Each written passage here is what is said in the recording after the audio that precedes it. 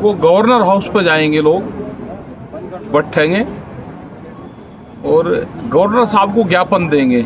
वो ज्ञापन राष्ट्रपति के नाम होगा, क्योंकि 7 महीने हो जाएंगे पूरे आंदोलन को।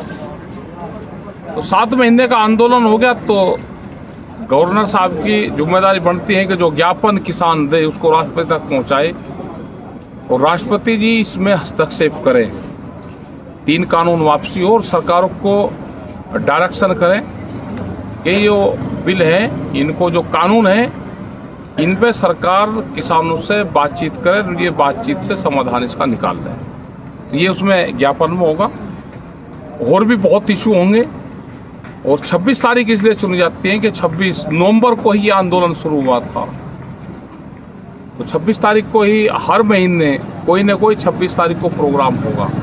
अब की बार गवर्नर साहब का प्रोग्राम है, तो सभी लोगों से ये है कि शांतिपूर्ण तरीके से गवर्नर हाउस पर जाएंगे, ज्ञापन गवर्नर साहब को देंगे और कोशिश ये हो कि गवर्नर साहब से मिला जाए, अपनी बात उनसे मिलके उनको कहीं भी जाए। ये प्रोग्राम रहेगा। देश में एक व्यवस्था मानी जाती है कि जब लोकतंत्र और लोकतांत्रिक अधिकारों का हनन किया जाए तो उसमें देश के राष्ट्रपति जी को हस्तक्षेप करना चाहिए। तो क्या आपका मानना है कि देश के राष्ट्रपति जी वर्तमान स्थिति में कुछ हस्तक्षेप करेंगे? हाँ, बिल्कुल उम्मीद है, करनी चाहिए, क्योंकि राष्ट्रपति तो सबके हैं, वे देश के राष्ट्रपति हैं। और कोई समस्या है, 7 महीने से कोई आंदोलन उनके महल से और थोड़ी दूर पर चल रहा हो तो उसमें बातचीत करना चाहिए। उनको सरकार को कहना चाहिए कि किसानों के आंदोलनकारी किसानों से बातचीत करा जाए। ये बिल्कुल उनको डायरेक्शन देनी चाहिए। तो आपने ऐसा कोई निर्णय क्यों नहीं लिया कि किसान नेता बॉर्डर पर बैठे हैं और एक प्रतिनिधिमंडल जाए और गवर्नर साहब से मिलकर आए, राष्ट्रपति जी से मिलकर आए? किसान नेताओं को ये भी प्रयास करना चाहिए। वो आगे देखेंगे, पहले ज्ञापन चले जाए, उनकी नॉलेज में आ जाएगा सारी चीजें, और उसके बाद में जो प्रोग्राम होगा, जो संयुक्त मोर्चा तय करेगा, तो आगे वो भी कर लेंगे। पिछले 15 दिन से सभी बॉर्डर पर हलचल है। चूंकि हम आज गाजीपुर बॉर्डर पर मौजूद हैं आपके साथ सब लोग, तो काफ़ी हलचल देखने को मिली है। तो इस अभियान को क्या अब और तेज किया जा रहा है? जिस तरह से मीडिया ने कहा कि आंदोलन सांसें ले रहा है, आंदोलन कहीं है नहीं, आंदोलन दिखता नहीं। तो आपने पिछली 26 तारीख को देश में एक इतना बड़ा आंदोलन सब लोगों ने मिलकर घर बैठे करके दिखा कि जिससे सरकार बहुत डरी और काले झंडे इस बार जितने लगे साथ पहले कभी इतिहास में ना लगे हों। तो इस तरह का भविष्य में इस आंदोलन को इसी प्रतीकात्मक रूप में ले जाने का है, या भविष्य में बारिश के बाद कोई बड़ी एक क्राउड की भी संभावना आएगा? बारिश के बाद में भी भीड़ आएगी, अभी भी आएगी भीड़। और अभी कोरोना की जो गाइडलाइंस है उस पर काम कर रहे हैं। जैसे ये खत्म हो जाएगी तो भीड़ आएगी। भीड़ को अभी रोक कर रखा है। और आंदोलन तो होंगे, आंदोलन के तरीके अलग अलग होंगे, आंदोलन होंगे। किसान यहाँ पर बैठे हुए, किसान यहाँ से जाएगा नहीं। जब तक समाधान नहीं होता, किसान उस समाधान तक बैठेगा। अभी एक कृषि मंत्री का बयान आया कि भाई हम तो बातचीत को तैयार हैं, लेकिन अगर आपके पास कोई ठोस प्रस्ताव है, यानी कि उन्होंने जो आपको प्रस्ताव दिए थे वो अभी इसी पे बात करना चाहते हैं। तो बार बार सरकार का इस तरह से कहना और निमंत्रण न देना, ये किस तरह से की राजनीति है सरकार की? क्योंकि समाज में देश को ये दिखाना कि हम बातचीत कर रहे हैं, किसान बात नहीं कर रहे हैं। हमने तो प्रस्ताव मानने से मना कर दिया था। अभी तो सरकार को अनकंडीशनल अगर बात करनी है तो वे बात करें, और नहीं तो जब टाइम आएगा तो हो जाएगी बातचीत। तो अभी कोई ज़्यादा जल्दी भी नहीं है, 7 ही महीने आंदोलन को हुआ है, कोई ज़्यादा टाइम भी नहीं अभी हुआ। 7 महीने के कुछ अनुभव? बहुत उतार चढ़ाव इस आंदोलन ने देखा। बहुत लोग जो आंदोलनकारी साथी थे वे यहाँ पे आते और यहाँ से जाते दिखे।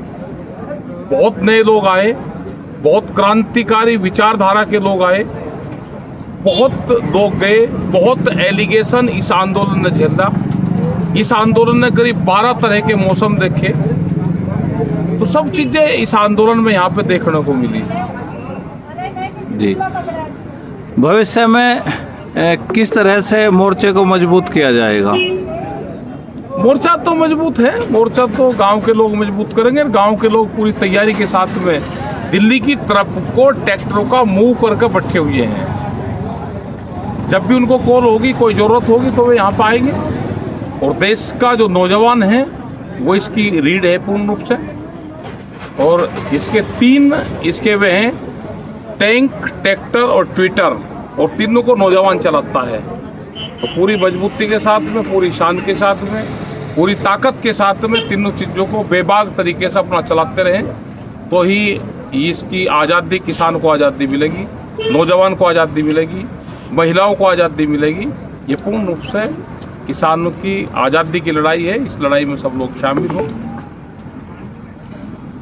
देश के प्रधानमंत्री जी जो आए दिन आंदोलन पे बयानबाजी करते थे, अब कुछ बोल नहीं रहे, तो क्या संभावना है सरकार से?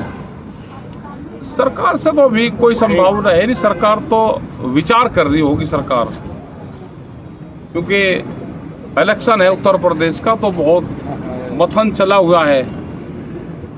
तो कोई ना कोई विचार कर रही होगी सरकार के आंदोलन को कैसे ख़त्म करा जाए, बातचीत करी जाए, इनकी डिमांड माननी जाए, नहीं माननी जाए, ताकत का इस्तेमाल करा जाए, तो उस पर विचार कर रहे होंगे प्रधानमंत्री जी। अभी इस आंदोलन को लेकर उत्तर प्रदेश सरकार के चुनाव का आपने जिक्र किया, तो सरकार में काफ़ी हलचल है। योगी जी को दिल्ली तलब किया गया, उनको बदलने की भी चर्चाएं चली, तमाम ऐसे क्यास लगाए गए कि योगी जी को उत्तर प्रदेश से हटाया जा सकता है। तमाम मंथन हुए, कई बड़े नेता उत्तर प्रदेश में गए, उसके बाद उन्होंने फीडबैक लिया। तो किसान आंदोलन से काफ़ी चिंतित तो है सरकार। तो क्या उत्तर प्रदेश का चुनाव ही ताले की चाबी बनेगा इस आंदोलन की? बिल्कुल ताले की चाबी बनेगा, और चाबी किसान के पास में होगी, क्योंकि बहुत मसले किसानी के हैं। गन्ना भुगतान का एक बड़ा इशू उत्तर प्रदेश का रहेगा, उत्तर प्रदेश और उत्तराखंड का। उसके रेट नहीं पिछले 4 साल से बढ़े, वो एक बड़ा इशू रहेगा। आलू के किसान का एक बड़ा इशू उत्तर प्रदेश का रहेगा। यहाँ पे खरीद नहीं होती, धान और गेहूं अभी मंडियों में है, उसकी खरीद नहीं हुई, तो उसका एक बड़ा इशू रहेगा। बिजली का पूरे प्रदेश में एक बड़ा इशू रहेगा कि पूरे देश में सबसे महंगी बिजली उत्तर प्रदेश में है। तो इन सब चीज़ों का सामना सरकारों को करना पड़ेगा। और एक बड़ा इशू चुनाव में ये जो 5 पॉइंट है ये रहेगा। एजुकेशन का रहेगा, कोविड का रहेगा। और हमने तो कोविड का करा है ना, कहा है हमने कि जब 2013 में दंगे हुए तो सरकारी उस पर जो मौत जिनकी हुई थी, जिनकी डेथ हुई थी, उनको 16 लाख रुपए दिए गए थे। आज महंगाई बढ़ गई तो एक कोविड का मरीज जिसकी डेथ हुई है उसको 20 लाख रुपए सरकार दे। ये हमारी एक बड़ी डिमांड है। बहुत परिवार इस कोविड में ख़त्म हुए हैं। हॉस्पिटलों की जांच होनी चाहिए इनकी कि इतनी डेथ कैसे हुई, और जिन हॉस्पिटलों में डेथ हुई उनकी जो डेथ सर्टिफिकेट है वे हॉस्पिटल के लोग नहीं दे रहे हैं। तो इसकी पूरे कोविड की एक अलग से जांच कमेटी बने और पूरे उसकी एक जांच जरूर हो जानी चाहिए। जी, धन्यवाद।